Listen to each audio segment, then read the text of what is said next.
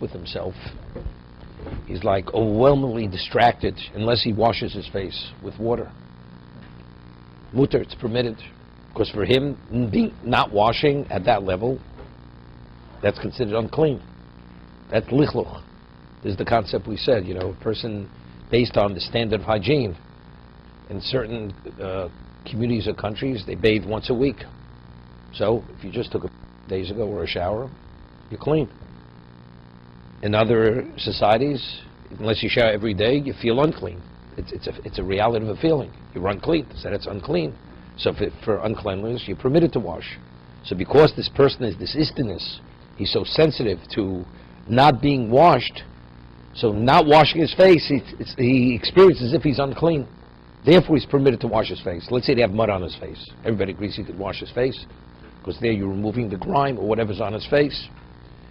Hago v'nogu lahachmir b'zelach afil b'rechitzas einayim shiktzas refuah. Even washing one's eyes in the morning, machmir, even though rinsing one's eyes in the morning, it borders our refuah, so it's not really for tainuk. Well, that's we have some mucus or crust by the eyes. Talking about Jesus, just washing the eyes, it's refuah. No gulachmir. But also lichotz piv Yom Kippur. We discuss other fast days. A person, let's say, has to rinse out his mouth. So we say, if a person has to, he keeps his head in the downward direction, so he shouldn't swallow whatever goes into his mouth. But on Yom Kippur, under no circumstance do we allow any water to go into our mouths. Mouthwash should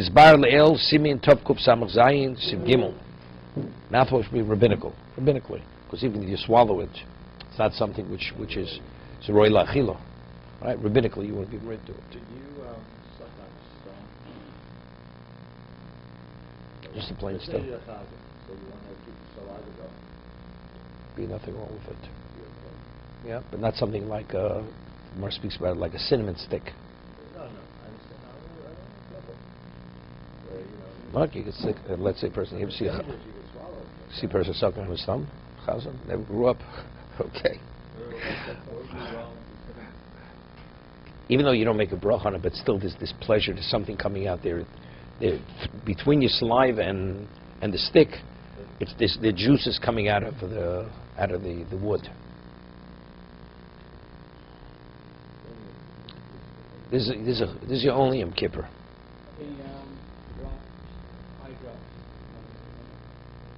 If you need it.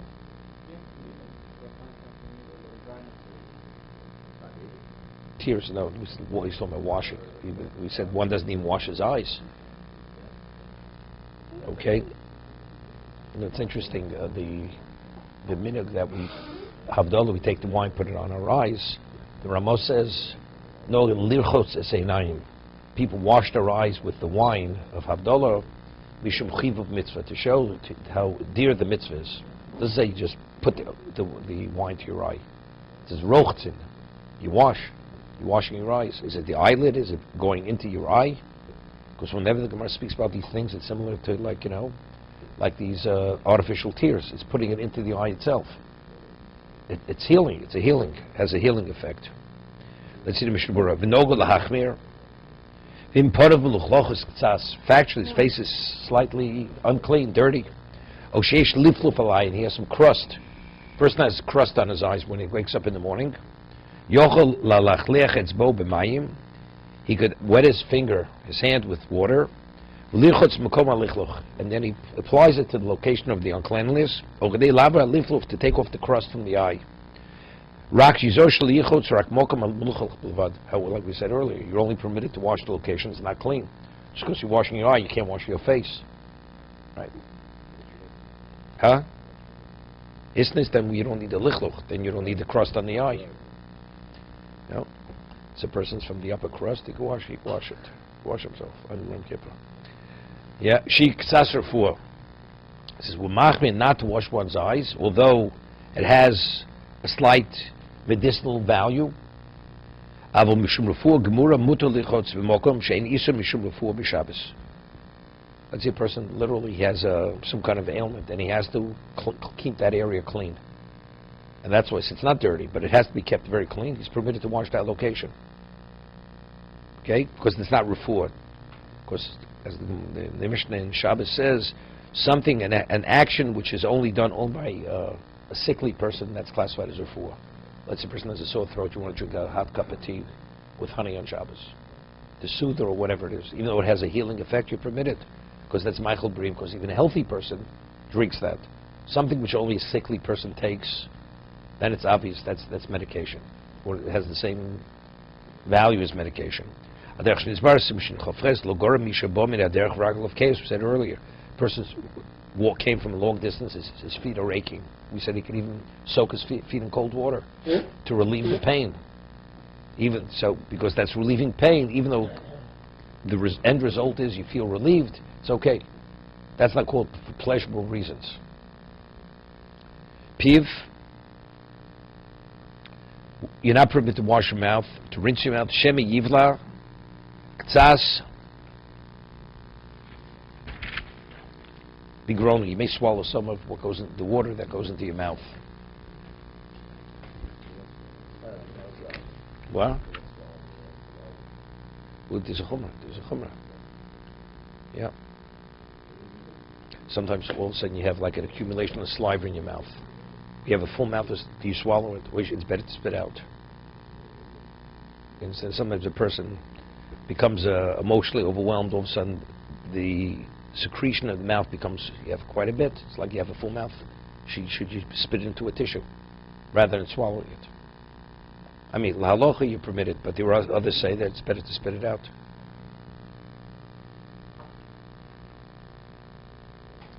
Let me ask a question.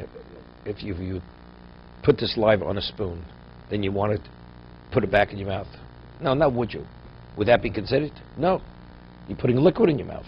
I'm not saying would you eat it or not eat it. You put liquid in your mouth.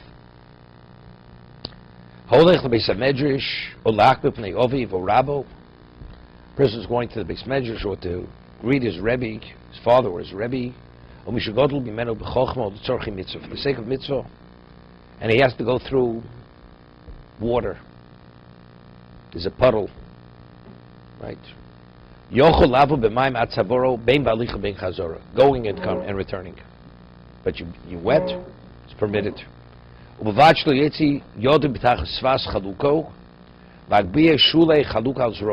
But you're not permitted to lift up your garments, that your garments should be above your arms. What's the reason? Because, again, there's a chashash, you may actually squeeze your garment. Mushli Mayim wrote from, what about there's a current, you shouldn't go into that water.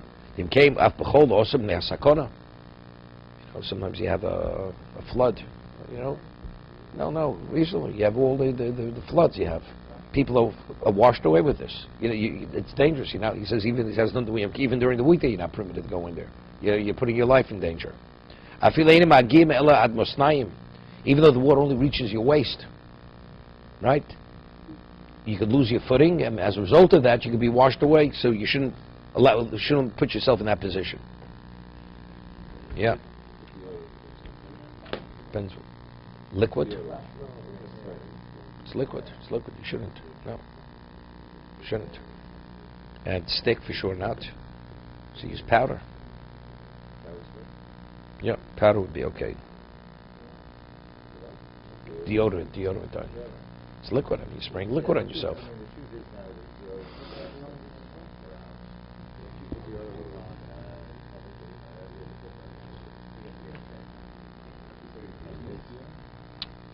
Okay. Deodorant, not. It's in Mishna Berura. That's only if he has no other way to get to his destination. He has to go through the water. There's no other way to get there. Mishna Berura. Two people are of equal status, he should not.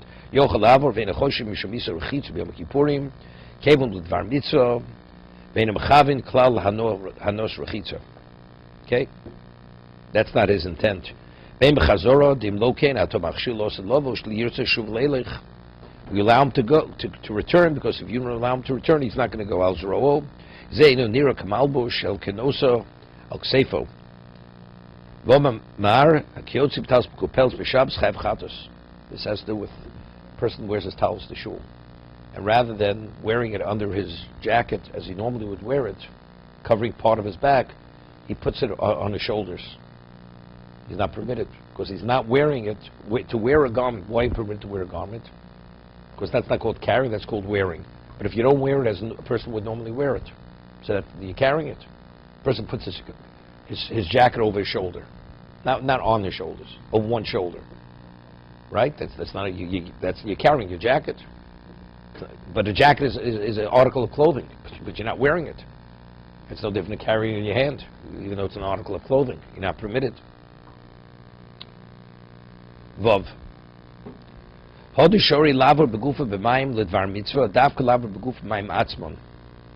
That's only when we actually walking through the water. You want to go on a boat. Are you permitted to go on a boat to cross the water? Yesh mishoser. Some say you're not permitted. You're not permitted to do it. Vav. Avalavo derchitza shein asur el b'yom kippur hitiru avaloshut de'osur b'chol shabbos hashar lo hitiru. Right? Swimming, you're not permitted to swim on Shabbos and Yom Tov. Why aren't you permitted to swim? It's exero because Shema yaseh chob shel she'otim.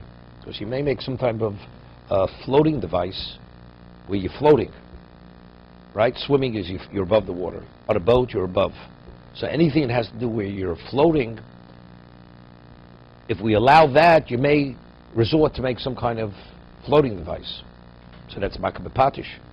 Therefore, rabbinically, you're not permitted. No, anything. What?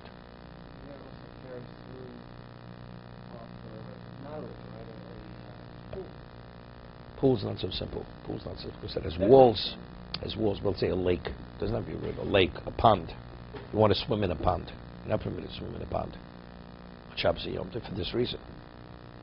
What's the reason for unclothed body? It's not because the walls come up around the location. So there's no.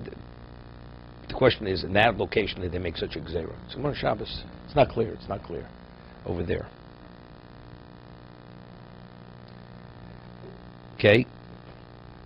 Lo itir vod rechitza shayni sheochalaso sayidei shinui dehainu mashena motzi yod tachs chaluko v'islei hakero mashein kein b'shito shein yochalasos heker shom v'yishzer shem yasu chob shel shayotim lo should allow you make some kind of a floating device that you float on it. Even if the goy is not doing any mlocha on behalf of the Jew when he takes him across in the boat,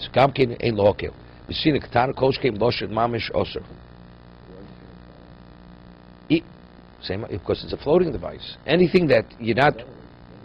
No.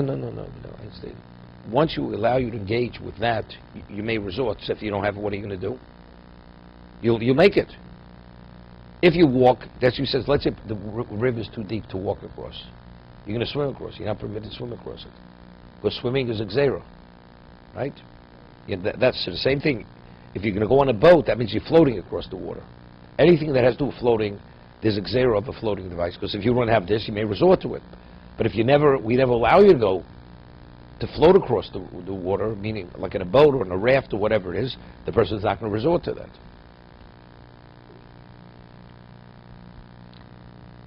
Okay, let's see the Chov Silvovus.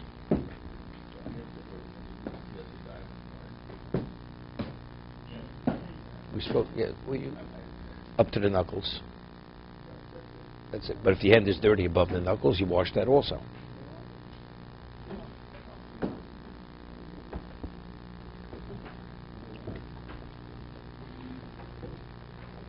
You know, they have these breath strips. You put it on you and they dissolve in the mouth. There's some people, before in the morning, or during davening, the person puts it in his mouth. I said to the person, it's not simple. First, before Kiddush, and you're putting it in your mouth when you're not permitted to eat. A person feels middle of Kriya Shema, he'll put it in his mouth. Why? Something's dissolving. There's something dissolving in your mouth. Otherwise, why is it a freshener of your mouth? So what about I give you a chemical and it refreshes you and you drink it. You say a shackle on it. Drink, of course. Why not? Why shackle is only water? Anything that you benefit from, as long as it's called derech achila. So let it not be derech, but it's considered your eating. But it's more than medicine. But still, I understand that. Solid form of the spray, of a So you're not permitted. So why? Who said you're Right, permitted? not even. Middle of davening, before kiddush. How are you permitted? It's shloka, even though it's called shloka derech achila. Doesn't make a difference. But rabbinically, you're not permitted. You're not permitted. you have to make a bracha on it. You should take it. I'm not sure if you have, if there's benefit, you have to make a bracha on anything. Let's say, do you ever take Pepto-Bismol? No, in Antwerp, I don't think they have it. They have something else. They bananas there, right? Okay, but Pepto-Bismol, some people like the taste. You say Jacques and Pepto-Bismol if you have a cherry-flavored cough medicine, right? Of course you make it. Definitely, you're benefiting from it. What? You know, a person has pleasure. Benefit medicinally. No, I'm not talking about the medicinal value. I'm talking about the pleasure. You have pleasure. No, but what happens if you water's the exception? Water's the exception. Unless water quenches your thirst, you don't say a bracha on water. If you just want to drink to be hydrated, you want to drink a glass of water, but you're not thirsty. You don't say shakal on that glass of water, right? Because water is unique, but it's explicit in the Gemara. Anything else that has a flavor, one has to say a bracha on it, because that's because you have pleasure, regardless whether you're thirsty or not. A flavor that you like, right? So if let's say you're preparing for a colonoscopy, you have to drink this stuff. It has a flavor, but you cringe when you swallow it.